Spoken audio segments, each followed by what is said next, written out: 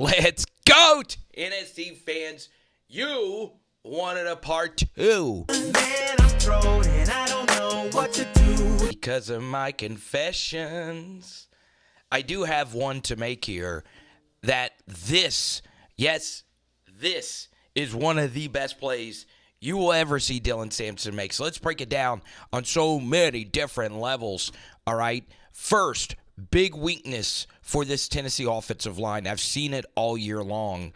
They really struggle with these weird 3-man alignments. This is pretty much what Missouri did versus Tennessee last year that really ate them alive. And where this gets weird is you actually see this a lot in high school. High school teams run a lot of these light 3-man kind of boxes. There is a massive weakness, though, for Tennessee when this happens. You saw this in the Arkansas game.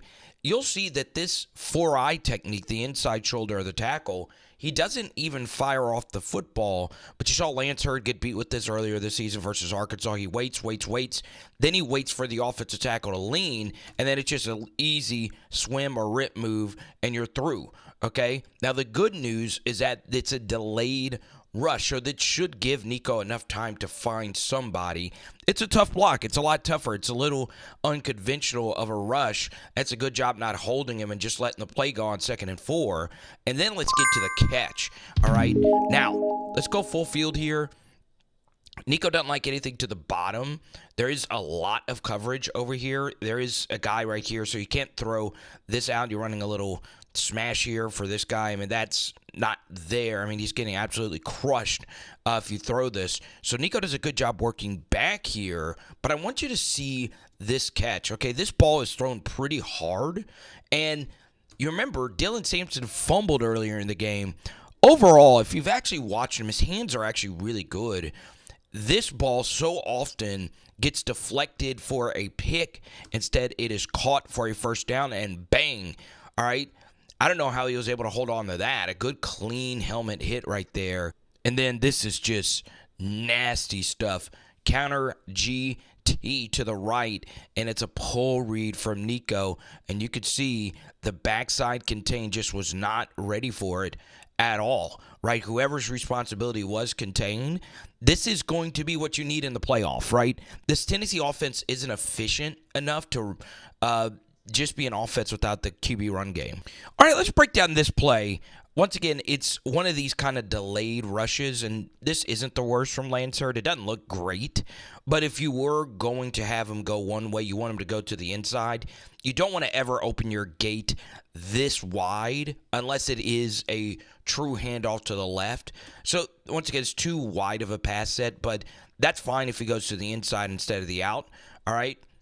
Don't know what actually happened here. Doesn't look like anything would have been open because it looks like these are two deeper passing concepts. All right, so I don't know if this post was open or not. This looks open to Brazel because it is, but I want you to know how dangerous of a throw that is. You got to get it through him. This can come in and get picked off. I'm glad he didn't throw it, even though it potentially was there. If it was a 4th down, you got to absolutely have it. Okay, come on, Liverpool. I'm watching Liverpool in the background. Go Reds. But where I have an issue with this from NICO is you want to keep 2 hands on the football when you go past a rusher. And you see he only has 1 hand on it, and he was lucky that it wasn't fumbled. All right? Backside in, loses his footing. Okay? The worst thing you could do as a defensive lineman is actually fall down because that's a good finish right there from 76.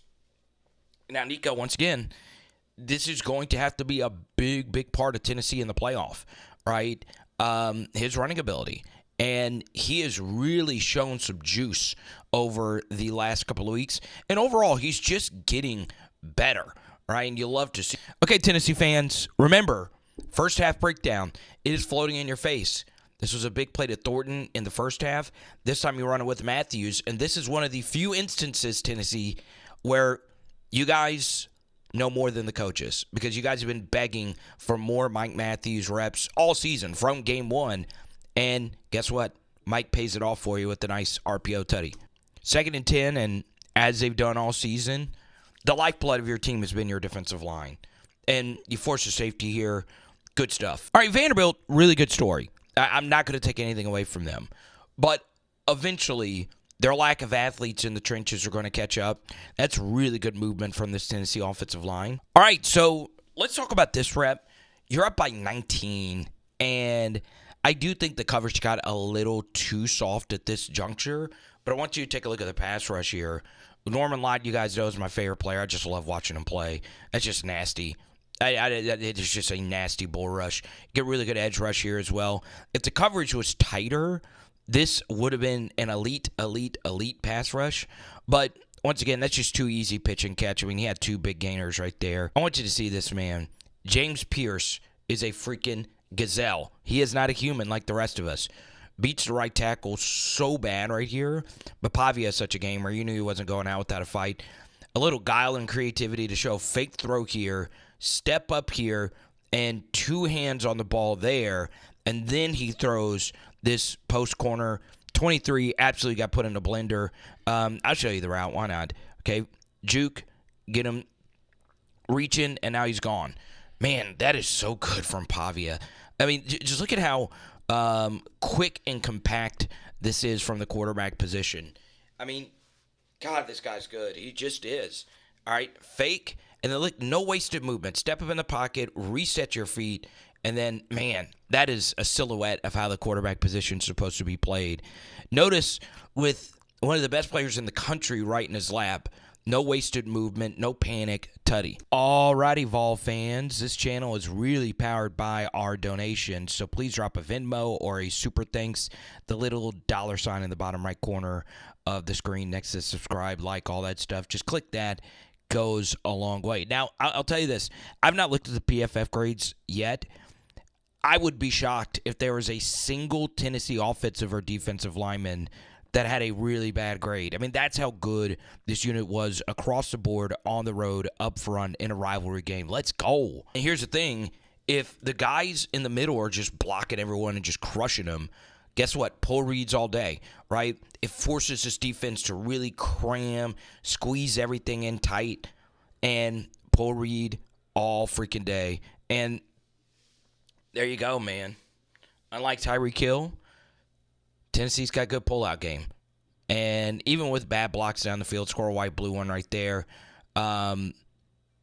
you pick up a huge first down. Here's the problem. And obviously, every game you're going to play is going to be very competitive. But moving forward, especially if your quarterback already has a concussion, you're up 13 points. All right, so the game is still in the balance, but it's 1st and 10. I can understand this on 3rd and 3 or 4th and 3 or whatever. You can't take this hit if you're the quarterback. You can't. All right? You've got to go down. Lamar Jackson's the best at this. Lamar is so good at reading to see if a play is not going to go anymore. And just get your ass on the ground. I mean, that is not what you want to take, all right, in a game that you have comfortably in hand.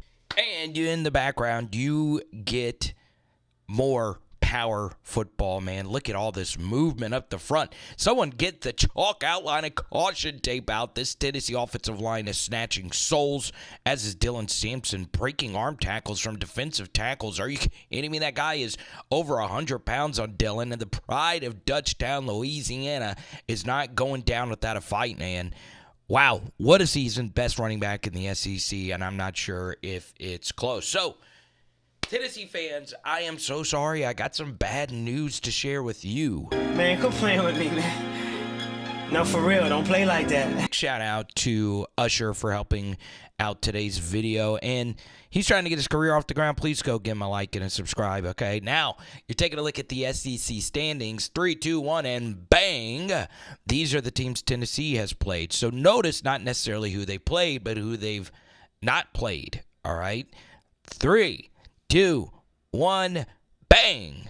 All right, that wasn't timed the best. So we removed the arrows, and these are Tennessee's 6 SEC wins this season. As you can see, and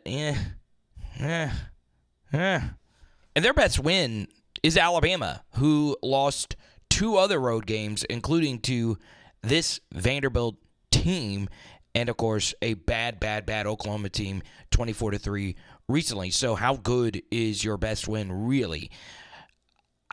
all of that said, the Vols deserve to be in the playoffs, right? Even though college football rewards teams for not necessarily who you beat, but how many losses you have. So, yeah, look, Tennessee, you played the schedule and the hand that you were dealt, and you're able to get there. Now, we are going to do a live show on Tuesday when the playoff rankings are announced. All right, so Tennessee fans, please tune in. We'll give away some Vol memorabilia, and that'll be at around 6:30. Be on the lookout for that. If you like my film studies, I guarantee you can ask anyone that follows my LSU channel or just my SEC channel. I'm a better live show guy than I am a film study guy. Y'all, there is something that Josh Heupel is doing right now that nobody is really giving him credit for. And it's blowing my mind that no one else has mentioned this. And it's total BS. I'm still going to stand with what I said, even though Kirby Smart has pretty much stuffed him in a locker in their head-to-head meetings. Josh Heupel is the SEC's best coach, right?